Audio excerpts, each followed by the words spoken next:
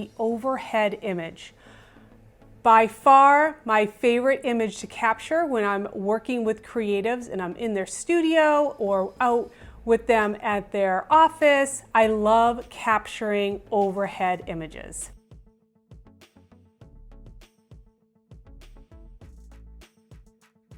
Okay, so the overhead process shot, I'm so excited to show you this.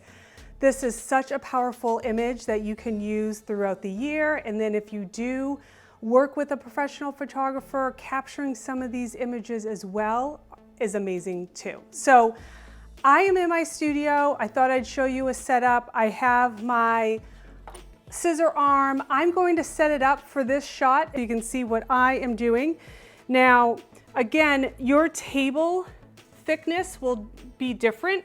So I loved this scissor arm because it was 2.16 inches. And I know upstairs my desk in my office is 2 inches. So when you're researching, if you don't purchase this one, make sure that you at least have the 2 inches. Okay. So with an overhead, you really do need a lot of vertical space. Again, another reason why I loved this scissor arm, because you had that 19 by 19 inches here.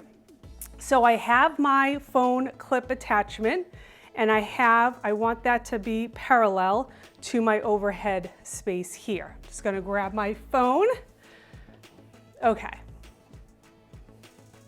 I have used this shot for a banner image on a YouTube video when I was making an insert for a camera bag, but I thought I would just set up a scenario where I'm kind of cutting paper for a recent project I was working on. I wanted to create some thank you tags. So I made some thank you tags and then I had my cutter so I could be talking about my upcoming project that I had and that I'm creating a nice tag. So that could be the storyline for this setup. But if you had cool new materials, a collaboration, so many different options. Okay, so as you can see, the overhead here, I'm going to set this up.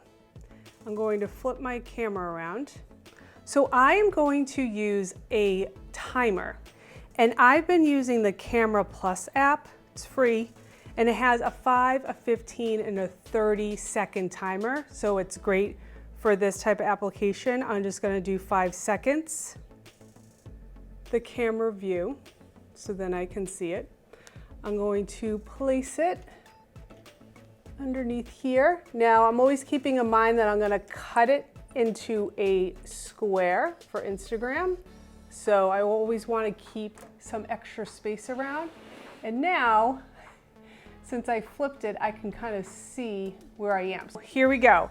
Here's another pro tip. I wouldn't just have my hands flat. I always like to have some sort of reach or grab to materials or have basically your hands in 2 different spots because it just makes it more dynamic.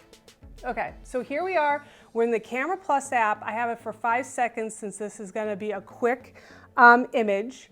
Pro tip, I'm gonna reach and let's do, this will count down for us. 1, okay, there's another shot.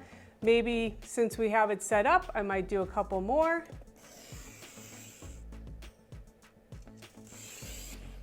Okay, maybe we have it as, I don't even need this green mat, but the green mat is actually providing some great contrast because the table is kind of a light color. Also think about your sleeves, if you rather have sleeves shown, if you don't want to have your sleeves shown.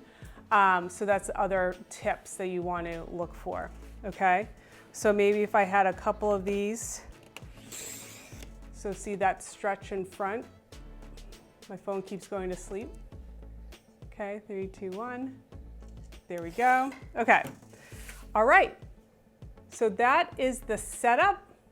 I will have a handout down below that you can print out that basically is like our recipe. We have our materials, we have the directions on how we're going to set it up, editing tips, and then how you can use it on social media and engage with your audience. So check that out. once you've created your first couple of shots, and give you some inspiration on overhead images that I've taken for clients to get you thinking of all the possibilities out there. Now, how you can use overhead images is highlighting your workspace. People love those behind the scene images.